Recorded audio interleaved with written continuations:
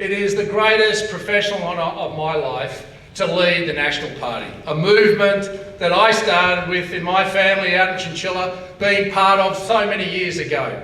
But I'm honoured to be part of a coalition that for the last 3 years has set the national agenda. Never before have we seen a coalition being able to take hold of our national psyche and the agenda in setting it from opposition, and what we will do in setting a clear vision for every Australian, no matter their postcode, if we're elected on the 3rd of May. I'm proud to have stood with Peter Dutton, to be the first to say that we couldn't support Anthony Albanese's $450 million referendum on the voice. We did it in a respectful way. We listened to both the yes and the no case. But we got back to the simple principle. A simple principle that we were about to repeat the mistakes of the past. Ones that we still have the lived experience of in rural and remote Australia. Of repeating the mistake of ATSIC Mark II, where the money that the Australian taxpayer has spent is not going to where it's needed. Putting more bureaucracy, not a better bureaucracy. But also a core principle of our two great parties, but of our great nation, that all 27 million of us are equal, no matter our race, no matter our religion. And no one in this country, no matter their race, no matter their religion, is left behind.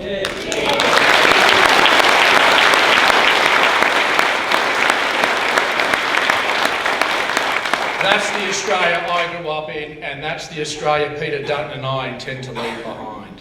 We're the ones that have the courage to say that when there's Australians tonight that literally will not be able to put dinner on the table, that we should be doing everything our privileged position has given us to go to Parliament and to give them some hope, to take on and to change the culture of our supermarkets in dealing with our farmers, but dealing with you, making sure that there is fairness and transparency from the farm gate to your plate.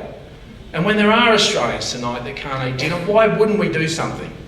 You've got to change the culture and have a deterrent and a consequence in life.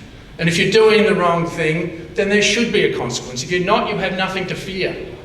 And when you've got a Prime Minister that supported divestiture powers for the big energy companies in 2019, but when his fellow Australians tonight will struggle to have dinner because they can't afford it, why wouldn't you do something about it? Why wouldn't you have the courage to stand up and protect every Australian as they should? That's a guiding principle that I grew up under, having a deterrent and a consequence for doing the wrong thing. We've also had the courage to stand up and say, energy is the economy. Energy is what will get us back on track and solve the cost of living crisis that every Australian is feeling today and into the future.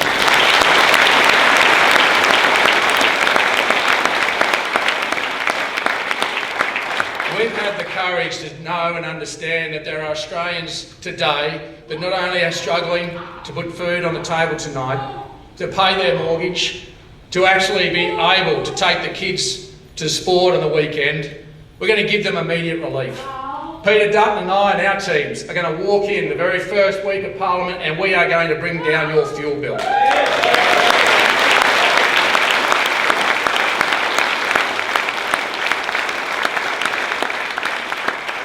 But we're also going to bring down your energy bill.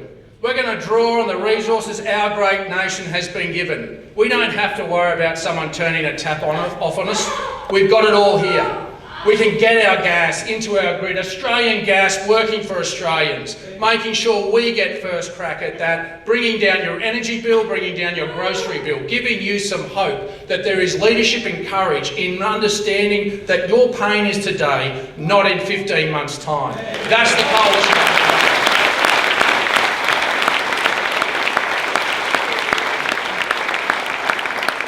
I'm part of a coalition that wants to leave a legacy that just doesn't last 10 years but lasts 60 to 80 years and beyond.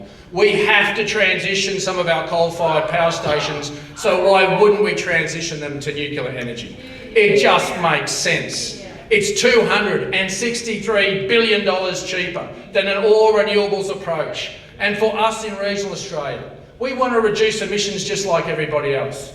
But just understand the burden you're asking us to bear. You're asking us to have 28,000 kilometres of transmission lines, solar panels and wind turbines littered across our landscape, tearing up your food security and pushing up your food prices.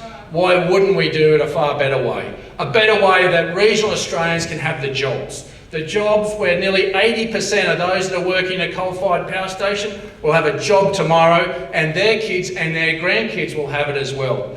That's the courage that we've been able to lean into. That's what it is to lead this nation. And Peter and I want to leave a legacy for regional Australia. One that where we're not scrapping for every last dollar to get a few childcare places, to have the healthcare and the health training facilities we should have in regional Australia. Above and beyond what we already get, we need more to be able to fill those gaps. And so we're going to leave a legacy with the Regional Australia Future Fund, a $20 billion fund that is just asking that over time we draw on the $350 billion of exports that come out of regional Australia to give a little bit back, to invest it and to give us a return of $1 billion a year to make sure our young families can actually find somewhere to send their kids to childcare, that we can train our people in the bush to be able to be the next doctors, the next nurses, the physios, to have a future.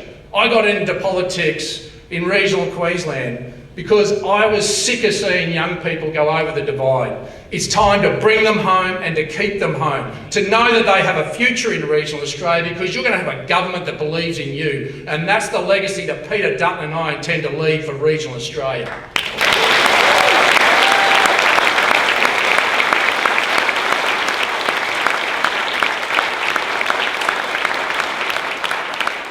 Our two great parties have never been closer, and it's been predicated on one word: trust. I trust Peter Dutton. I trust Peter Dutton with every fibre of my being. I don't need big agreements. I would insult Peter Dutton if I asked him to put in writing our agreements, because Peter and I look each other in the eye, we shake each other's hand, and we know that I can trust him and we're going to deliver. That's the sort of contract that Peter Dutton and I are going to have with the people of Australia. We're going to look you in the eye, we're going to tell you what we're going to do, and we're going to get on and do it. But you need to have the courage. You need a man that has the courage, not to kick the nation's problems down the road, but to face up to them. Understand that we've been blessed with all the resources in the world in this country, and if you've got the courage to use them, then we'll solve this nation's problems without having to keep spending your money in papering over the cracks. That's the courage that I see in Peter Dutton.